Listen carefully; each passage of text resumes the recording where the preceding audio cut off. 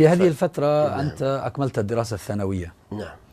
ثم أردت أن تكمل الدراسة الجامعية وكنت متعلقا بالذهاب إلى الأزهر، فوالدتك رفضت. نعم مع الأسف. ليش لم ترد لك أن تتغرب؟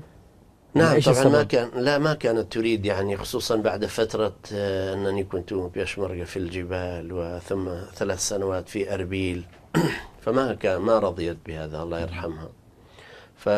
وكان عندنا جار مصري، يعني كان علاقاتنا جيدة مع بعض، فهم شجعوني، قالوا تأتي إلى الأزهر ونحن أيضا نساعدك، نسهل لك بعض الأمور. وأنا كنت أحب أن أذهب إلى الأزهر، لكن قدر الله ما شاء فعل. فدخلت قسم اللغة العربية باختياري في السليمانية. نعم، كان أول اختياري قسم اللغة العربية، ودخلت بفضل الله يعني.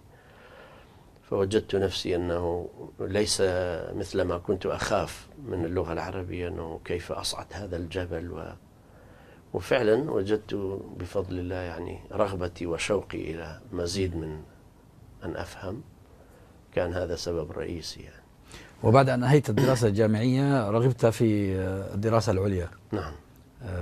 وأظن ذهبت إلى بغداد. نعم ذهبت إلى بغداد، واخترت أيضا أصعب قسم البلاغة، لأن أيضا كنت أحب البلاغة. فقلت إذا أقدم على البلاغة وأنا لست بعثيا فربما ما يكون عندي منافسين كثيرين، وفعلا كان هكذا، ما كان في منافس. فأثناء المقابلة 3 مدرسين عملوا المقابلة معي، كل ما سألوني عن اللغة فهمت وعرفت، ثم سألوني عن البعث ومنجزات الثورة من هذا القبيل، فكنت أتلعثم في الكلام، ما كنت أعرف. فقالوا أنت كيف تصبح أستاذ جامعي وما تصبح بعثيا، كيف يكون؟ بعدها قالوا تذهب تلتحق بالوحدة العسكرية، ومن هناك تأتي لنا بورقة أنك تواصل الدراسة. يعني تلتحق عسكريا ثم تأخذ إجازة من العسكر للدراسة الجامعية. نعم. فبعدها أنا عدت إلى السليمانية وتركت الدراسة. يعني كان القبول في الدراسة العليا تقريبا مشروطا بأن تكون بعثيا. نعم، الأستاذ جامعي بالتأكيد كان هكذا. نعم، إلا إذا كانت إحدى الجامعات تحتاج، مثلا كان يأتي فلسطيني أو عربي من بلد آخر وهم يحتاجون اختصاصه، فكان يتعين بدون أن يكون بعثيا. أما بالنسبة لداخل العراق بعض الكليات كانت مغلقة على البعثيين، ما عدا العسكرية والشرطة والأمن الداخلي وكذا، الإعلام، التربية، كان كله مغلقة على البعثيين.